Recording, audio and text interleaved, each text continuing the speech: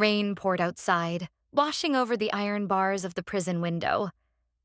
Carive sat quietly in the dim cell, his fingers tracing the scars on his hand. His eyes were cold, but behind them, a storm of memories screamed to be heard. It all started, he whispered to himself, the day my father brought her home. Liara. Years ago, in a small village on the edge of rural America, Carive lived with his parents.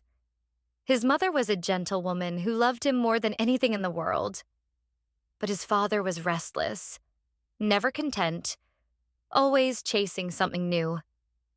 When Carive was only 8, his father fell in love with another woman, Liara. She was beautiful, graceful, and kind, and she tried to treat Carive like her own child. To Carive, she was the reason his real mother faded away. His mother died soon after from a heart attack born of heartbreak. He never forgot that night. The sound of her last breath haunted him forever. From that day, Liara became the symbol of everything he hated. Years passed, and Carive grew into a quiet, brooding young man. He rarely spoke or smiled, living in silence and shadows. Liara still cared for him, cooked for him, and prayed for him. But he never looked at her, never forgave her existence in his life. Inside, something darker was growing, a hunger for revenge. He blamed Liara for his mother's death, for his father's betrayal, for his pain. Then one night, standing by his mother's grave under a cold moon, he made a promise. You took her from me, Liara. One day, I'll make you feel the same pain. Months later, Carive told Liara he wanted to spend time together. She was surprised but happy. Her heart softened for the first time in years. You've changed, she said with a smile. Maybe we can finally be a family. He smiled back, but his smile was hollow and empty. They drove out of the village and into the deep woods. The trees grew thicker, and the night became darker around them. It's been years since I came here, Liara whispered softly. It feels so peaceful. Carive didn't reply. He only stared into the dark road ahead. When they reached a clearing, he stepped out and made a signal. Several men appeared from the shadows, their faces cold and merciless. Carive's plan was cruel. He wanted Liara to suffer and die. But fate had other plans that night in the forest. As the men moved toward her, Liara screamed and fought desperately. Somehow she escaped into the woods, bleeding and terrified but alive. Carive chased her, his rage burning like fire inside him. He wanted her gone, wanted her erased from his life forever.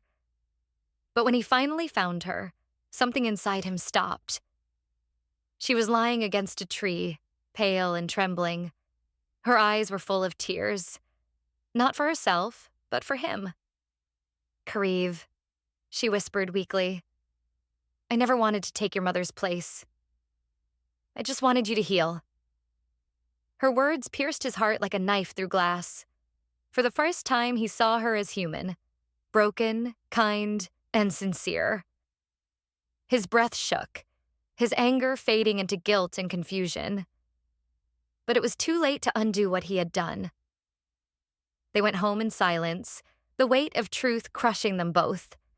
Days passed and Liara's wounds grew worse. Carive tried to help her, tried to make her smile again, but guilt poisoned his soul, eating him from the inside out. One morning, he walked into her room and froze. Liara lay still, her face calm and peaceful, eyes closed forever. A faint smile rested on her lips as if she had forgiven him. Carive fell to his knees, screaming her name in agony. He had wanted revenge, but ended up destroying the only person who loved him. The house echoed with his cries, and silence swallowed him whole. Soon after, the police found the men he had hired.